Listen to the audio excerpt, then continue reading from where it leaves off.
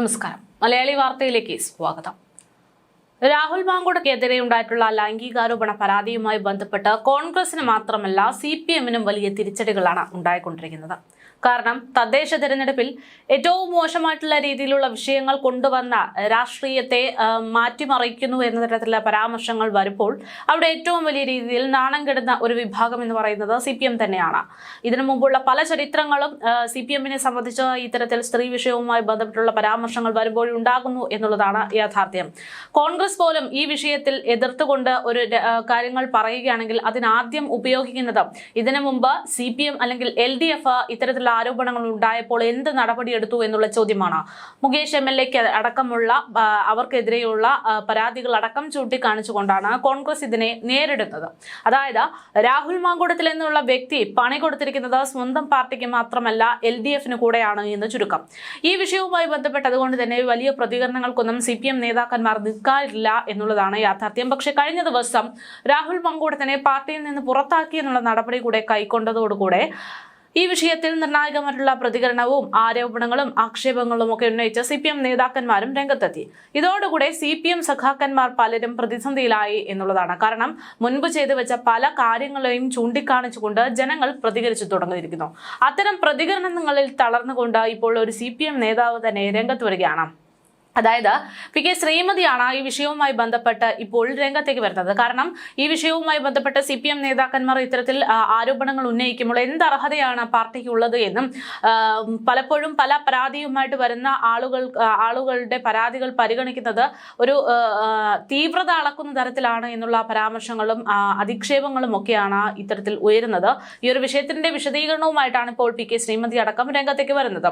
CPIM നേതാവ് PK ശശിക്കെതിരായിട്ടുള്ള DYFI വനിതാ നേതാവിന്റെ ലൈംഗിക പീഡന ആരോപണവുമായി ബന്ധപ്പെട്ടുള്ള മുൻപ് വിവാദമായിട്ടുള്ള ചർച്ചയിലാണ് ഇപ്പോൾ ഒരു വിശദീകരണം നൽകുന്നത്. അന്ന് അന്വേഷണം നടത്തി പാർട്ടിക്ക് സമർപ്പിച്ച റിപ്പോർട്ടിൽ തീവ്രത എന്ന വാക്ക് താൻ ഉൾപ്പെടുത്തിയിട്ടില്ല എന്ന തരത്തിലാണ് PK ശ്രീമതിയുടെ പ്രതികരണം.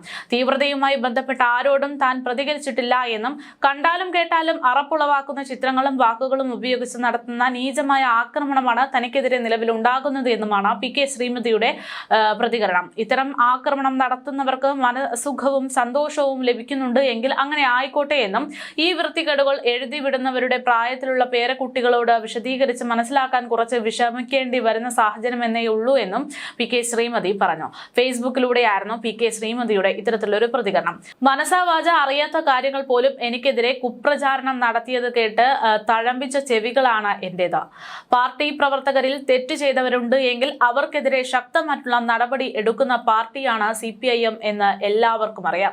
അങ്ങനെയില്ലാത്ത ഒരു സ്വഭാവം പോലും ഒരു സംഭവം പോലും ആർക്കും ചൂണ്ടിക്കാണിക്കാൻ സാധിക്കില്ല. അന്ന് ആരോപണ വിധേയനായ വ്യക്തിക്ക് റിപ്പോർട്ടിന്റെ അടിസ്ഥാനത്തിൽ കനത്ത ശിക്ഷ കിട്ടിയതാണ് എന്നുള്ള കാര്യം പലരും മറന്നുപോകുന്നു. ഇതൊക്കെ പറഞ്ഞുകൊണ്ടാണ് PK ശ്രീമതി അവരുടെ കുറിപ്പ് പങ്കുവച്ചിരിക്കുന്നത്. എന്തായാലും ഈ വിഷയം നിയമസഭയിൽ ചർച്ചയ്ക്ക് വന്നപ്പോൾ മറ്റാരോ ഉപയോഗിച്ച വാക്ക് പിന്നീട് പത്രങ്ങളിൽ വരികൾ ആയി വന്നു എന്നും അങ്ങനെ ഒരു വാക്ക് റിപ്പോർട്ടില്ല എന്നും അതിന്റെ പേരിൽ CPM-നെ ആരും പരാമർശിക്കേണ്ടതില്ല എന്നുള്ള നിലപാടിലാണ് PK ശ്രീമതി രംഗത്തുള്ളത്. എന്തായാലും തുടക്കത്തിൽ ഞാൻ പറഞ്ഞതുപോലെ തന്നെ രാഹുൽ മാങ്കൂട്ടത്തിനെതിരെയുള്ള ലൈംഗികാരോപണ ഗർഭചിത്ര പീഡന പരാതി അതിപ്പോൾ CPM-നെയും ഒരേപോലെ തന്നെ ബാധിച്ചിരിക്കുന്നു എന്നുള്ളതാണ് ഈ ഒരു വിഷയത്തിൽ വ്യക്തമാകുന്നത്. കഴിഞ്ഞ ദിവസം തന്നെ രാഹുൽ ഈശ്വരൻ അറസ്റ്റിലാകപ്പെട്ടിരിക്കുന്നത് ഈ പറയുന്ന പരാതിക്കാരിയുടെ ഐഡന്റിറ്റി വെളിപ്പെടുത്തി എന്ന തരത്തിലായിരുന്നു. അതേ രീതിയിലുള്ള ഒരു പരാമർശം ജെയ്ക്സി തോമസ് എന്ന് പറയുന്ന സഖാവിന്റെ ഭാഗത്ത് നിന്നുണ്ടായി എന്നുള്ള പരാമർശങ്ങളും രംഗത്ത് വന്നിരുന്നു. അതായത് തദ്ദേശ തെരഞ്ഞെടുപ്പിൽ പാർട്ടിയെ ഈ രണ്ട് പാർട്ടികളെയും രണ്ട് മുന്നണികളെയും പ്രതിരോധത്തിലാക്കുന്ന തരത്തിൽ തന്നെയാണ് രാഹുൽ മാങ്കൂട്ടത്തിന്റെ വിഷയം ഇപ്പോൾ പോയിക്കൊണ്ടിരിക്കുന്നത് എന്നുള്ളതാണ്. എന്തായാലും കേരളത്തിൽ ഒന്നടങ്കം ശബരിമല വിഷയവും മറ്റ് സുപ്രധാനപ്പെട്ട മറ്റു പല വിഷയങ്ങളുണ്ട് എങ്കിൽ പോലും ഇന്നും ചർച്ച ചെയ്യപ്പെട്ടിരിക്കുന്നത് രാഹുൽ മാങ്കൂട്ടത്തിൽ വിഷയം തന്നെയാണ്. വിഷയം ആളിക്കത്തുകയാണ്. ഇതിനിടയിലാണ് ഇന്ന് രാവിലെ അറസ്റ്റ് തടഞ്ഞുകൊണ്ട് രാഹുൽ മാങ്കൂട്ടത്തിൽ ഒരു പ്രതീക്ഷ നൽകുന്ന തരത്തിലുള്ള ഒരു വിധി കൂടെ പുറത്തു വരുന്നത്. ബലാത്സംഗ കേസിൽ പ്രതിയായിട്ടുള്ള രാഹുൽ മങ്കൂട്ടത്തിൽ MLA-യുടെ അറസ്റ്റ് തടഞ്ഞാണ് ഹൈക്കോടതി ഇന്ന് വിധി പ്രഖ്യാപിച്ചത്. രാഹുൽ ഉയർത്തിയ എതിർവാദങ്ങൾ ഗൗരവപ്പെട്ടത് തന്നെയാണ് എന്ന് ചൂണ്ടിക്കാണിച്ചുകൊണ്ടായിരുന്നു അറസ്റ്റ് തടയാൻ കോടതി തീരുമാനിച്ചത്. രാഹുലിന്റെ ഹർജി പരിഗണിച്ചുകൊണ്ടായിരുന്നു നടപടി. ഡിസംബർ 15-ന് ഹർജി വീണ്ടും പരിഗണിക്കുമെന്നാണ് അറിയിച്ചിരിക്കുന്നത്. കേസ് അന്വേഷിക്കുന്ന പ്രത്യേക അന്വേഷണ സംഘത്തോടും പോലീസിനോടും കോടതി റിപ്പോർട്ട് തേടിയിട്ടുണ്ട്. കേസ് ഡയറി ഹാജരാക്കണമെന്നും നിർദ്ദേശിച്ചിട്ടുണ്ട്. ആദ്യ കേസിലെ മുൻകൂർ ജാമ്യാപേക്ഷ തിരുവനന്തപുരം പ്രിൻസിപ്പൽ സെഷൻസ് കോടതിയാണ് തള്ളിയത്. ഇതോടുകൂടെയാണ് രാഹുൽ മങ്കൂട്ടം ഹൈക്കോടതിയെ സമീപിച്ചത്. Justice K. ബാബു അധ്യക്ഷനായിട്ടുള്ള സിംഗിൾ ബെഞ്ചാണ് മുൻകൂർ ജാമ്യാപേക്ഷ പരിഗണിച്ചിരുന്നത്. ലൈംഗിക ചൂഷണവുമായി ബന്ധപ്പെട്ട് രാഹുൽ മങ്കൂട്ടത്തിനെതിരെ രജിസ്റ്റർ ചെയ്ത ആദ്യ കേസിലായിരുന്നു ഹൈക്കോടതി അറസ്റ്റ് തടഞ്ഞ വിധി. മറ്റൊരു യുവതി കൂടി രാഹുലിനെതിരെ പരാതി നൽകി രംഗത്തെത്തിയിട്ടുണ്ട്. ഇതിൽ FIR രജിസ്റ്റർ ചെയ്തിട്ടുണ്ട് എന്നാണ് വിവരം. ഈ കേസിൽ പോലീസിന് MLA-യെ അറസ്റ്റ് ചെയ്യാമെന്നിരിക്കെ നിർണായകമായുള്ള നടപടിയിലേക്ക് രാഹുൽ മങ്കൂട്ടം വീണ്ടും കടക്കുന്നു. ഒളിവിലിരുന്നു കൊണ്ട് തന്നെ രണ്ടാമത്തെ കേസിലും ജാമ്യാപേക്ഷയുമായിട്ട് രാഹുൽ മങ്കൂട്ടം രംഗത്ത് വരുന്നതാണെന്ന് കേരളം കണ്ടത്. അതിജീവിതയുടെ പരാതി അനുസരിച്ച് SIT ചുമതലപ്പെടുത്തിയിട്ടുള്ള ബലാത്സംഗ കുറ്റം നിലനിൽക്കവെയായിരുന്നു മുൻകൂർ ജാമ്യാപേക്ഷയിൽ രാഹുൽ മങ്കൂട്ടത്തിന്റെ വാദമുണ്ടായിരുന്നത് എന്നുള്ളത് ഏറെ ശ്രദ്ധേയമാണ്. അതിജീവിത മുഖ്യമന്ത്രിക്ക് പരാതി നൽകിയത് നടപടിക്രമങ്ങൾക്ക് വിരുദ്ധമായാണെന്നും പോലീസിനാണ് ആദ്യം പരാതി നൽകേണ്ടിയുണ്ടായിരുന്നതെന്നും രാഹുൽ ഹർജിയിൽ പരാമർശിച്ചിട്ടുണ്ട്. പരാതിക്കാരിയുടെ എല്ലാ ആക്ഷേപങ്ങളും തനിക്ക് മറുപടിയുണ്ട്. ഇക്കാര്യത്തിൽ അന്വേഷണ സംഘത്തിന് വിശദീകരണം നൽകാൻ താൻ തയ്യാറാണ്. അന്വേഷണവുമായിട്ട് സഹകരിക്കാൻ തയ്യാറാണ്. തെളിവുകൾ നൽകാൻ സാവകാശം വേണം എന്നത് മാത്രമാണ് രാഹുൽ മങ്കൂട്ടം പറയുന്നത്. SITക്ക് മുന്നിൽ തന്റെ വാദം സാധൂകരിക്കാനായില്ല എങ്കിൽ കീഴടങ്ങാൻ തയ്യാറാകുമെന്നും രാഹുൽ ഹർജിയിലൂടെ അറിയിക്കുന്നു. എന്തായാലും ഇപ്പോൾ ഇത്തരത്തിലൊരു വാദപ്രതിവാദങ്ങളൊക്കെ നടക്കുന്നുണ്ടെങ്കിലും പാലക്കാട് MLA എവിടെയാണ് എന്നുള്ളൊരു ചോദ്യം അവശേഷിക്കുന്നുണ്ട്.